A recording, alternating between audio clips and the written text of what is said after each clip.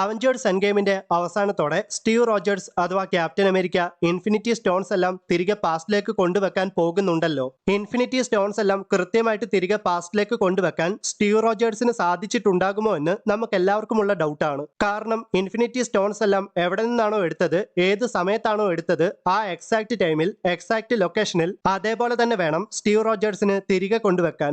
മാത്രമല്ല പാസ്റ്റില് പല ഇൻഫിനിറ്റി സ്റ്റോൺസും പല ഫോമിലായിരുന്നു കാണപ്പെട്ടത്. എക്സാമ്പിൾ ആയിട്ട് പറയുവാണെങ്കിൽ ടെസറാക്ട് എന്ന ക്യൂബിന്റെ ഉള്ളിലായിരുന്നു സ്പേസ് സ്റ്റോൺ കാണപ്പെട്ടത്. അതേപോലെ തന്നെ ഈതർ എന്ന ലിക്വിഡ് ഫോമിലായിരുന്നു റിയാലിറ്റി സ്റ്റോൺ കാണപ്പെട്ടത്. അപ്പോൾ സ്റ്റീവ് റോജേഴ്സിന് ഇൻഫിനിറ്റി സ്റ്റോൺസ് എല്ലാം കൃത്യമായിട്ട് തിരികെ പാസ്റ്റിലേക്ക് കൊണ്ടുവെക്കുക എന്നത് അത്ര എളുപ്പമുള്ള കാര്യമല്ല.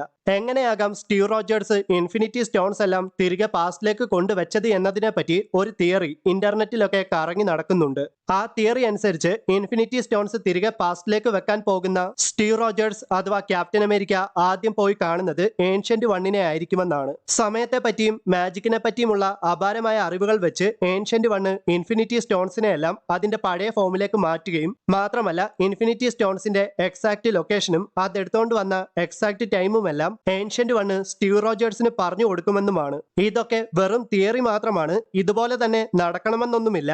ഇങ്ങനെ ഒരു തിയറി കണ്ടപ്പോൾ പറഞ്ഞെന്ന് മാത്രം.